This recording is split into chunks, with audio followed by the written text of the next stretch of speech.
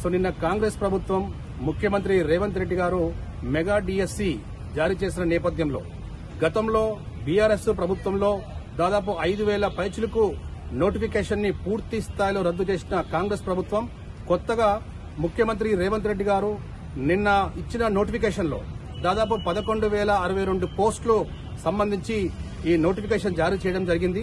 దీనికి సంబంధించి జై స్వరాజ్య వరల్డ్ టీవీ ఎక్స్క్లూజివ్ కవరేజ్ గా ప్రస్తుతం మనము సుబేదారి ఆర్ట్స్ అండ్ సైన్స్ కళాశాలలో ఉన్నాము. మనతో చాలా మంది మేధావులు ఉన్నారు. వారి యొక్క అభిప్రాయం అడిగి తెలుసుకుందాం. నమస్తే అండి, నా పేరు డాక్టర్ నాగయ్య. నేను యూనివర్సిటీ ఆర్ట్స్ అండ్ సైన్స్ కళాశాలలో అసిస్టెంట్ ప్రొఫెసర్ మ్యాథమెటిక్స్ వర్క్ చేస్తా ఉన్నాను. జై స్వరాజ్ వరల్డ్ టీవీ వారికి ప్రత్యేకమైనటువంటి ధన్యవాదాలు. ఎందుకంటే ఈ మెగా డిఎస్సి తెలంగాణ ప్రభుత్వం వేసిన సందర్భంగా నా స్పందన కోరుతున్నటువంటి ఈ జై స్వరాజ్ టీవీకి ప్రత్యేక ధన్యవాదాలు తెలుపుతా ఉన్నాను. సార్, నిన్న కాంగ్రెస్ ప్రభుత్వం మెగా డిఎస్సి ప్రకటించింది కదా, మరి గతంలో బీఆర్ఎస్ పార్టీ దాదాపు 5,000 పైచిలకు పోస్టుల నోటిఫికేషన్ ఇచ్చింది.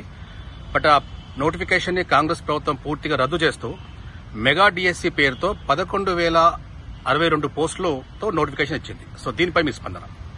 సో గత బీఆర్ఎస్ ప్రభుత్వం 5,089 పోస్టులకు 2023లో నోటిఫికేషన్ ఇవ్వడం జరిగింది.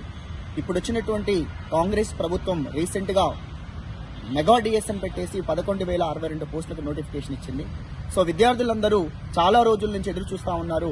డిఎస్సి మహా డిఎస్సి పడాలి, మెగా డిఎస్సి లాంటి దాంట్లో ఉద్యోగాలు సాధించాలనే తపనతోటి విద్యార్థులు ఆల్రెడీ ప్రిపరేషన్ స్టార్ట్ చేసే ఉన్నారు. అయితే మేము కోరుకునేది ఏంటంటే విద్యార్థులకు ప్రభుత్వాలు నమ్మకాన్ని కలిగించాలి. ఆ క్యాలెండర్ ఏదైతే ఉందో నియామకాల క్యాలెండర్ అది స్పష్టంగా ఉన్నట్లయితే నేను అంటాను, ఒక విద్యార్థి ఒక సెమిస్టర్ ఒక కోర్స్ అవుతాడు, డిగ్రీ చదువుతాడు.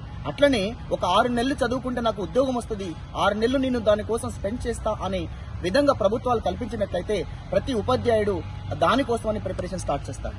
ఇంకో విషయం ఏంటంటే ఇప్పుడు టీచర్లందరూ జాబ్ చేసే వాళ్ళు పార్ట్ టైం కానీ బయట ఏదో ఒక ప్రైవేట్ స్కూళ్లలో పనిచేసే వాళ్ళందరూ కూడా ఈ మెగా డిఎస్సి కోసం ఎదురు చూస్తా ఉన్న తరుణం లోపల వాళ్ళు ఖచ్చితంగా డేట్ డిసైడ్ చేయాలి. ఇప్పుడు ఏమంటున్నారు, నెక్స్ట్ మంత్ 4th నుంచి మార్చి ఈ మంత్ 4th నుంచి మనకు షెడ్యూల్ ఇస్తాం, మొత్తము మీరు ఆన్లైన్ లో అప్లై చేసుకోవచ్చు. గతంలో అప్లై చేసిన వాళ్ళకు మినహాయింపు ఉంది, కొత్త వాళ్ళకు మాత్రమే అప్లై మళ్ళీ ఫీజు ఇస్తామని చెప్పి అడుగుతా ఉన్నాను. అయితే నేను ఒకటే అడుగుతా ఉన్నాను ఇప్పుడు ప్రభుత్వాలని, ఏంటి అంటే స్పష్టమైనటువంటి క్లారిటీ ఉండాలి. సో మార్చి 4th నుంచి జరుగుతున్నటువంటి ఈ ప్రక్రియ ఏదైతే ఉందో ఎగ్జామ్ ఎప్పుడు పెడతాము, రిజల్ట్ ఎప్పుడు ఇస్తాము అనేది స్పష్టంగా ఉన్నట్లయితే ఆస్పిరెంట్స్ పెరుగుతారు, ప్రభుత్వం మీద నమ్మకం కలుగుతుంది, దాని వలన అందరికీ ప్రయోజనాలు చేకూరుతుంది.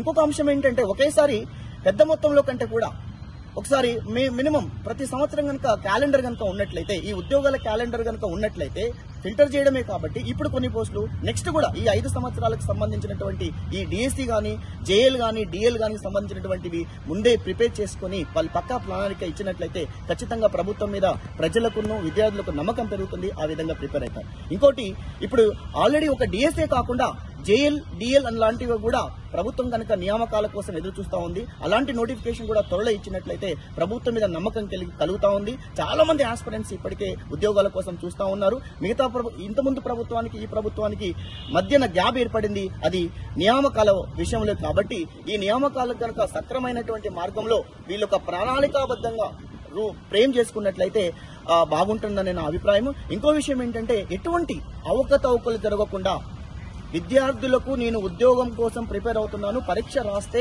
నేను నిజాయితీగా క్వాలిఫై అవుతాననే నమ్మకం కనుక ఉన్నట్లయితే విద్యార్థులు సీరియస్ గా ప్రిపేర్ అవుతారు. కాబట్టి ప్రభుత్వం ఏ ప్రభుత్వమైనా కానివ్వండి అటువంటి నమ్మకాన్ని క్రియేట్ చేయాలి. గతంలో బీఆర్ఎస్ ప్రభుత్వం నమ్మకం కోల్పోయేటట్టు చేసింది. ఈ ప్రభుత్వం అది ఖచ్చితంగా విద్యార్థులకు నమ్మకాన్ని కల్పిస్తామని కోరుకుంటున్నాను.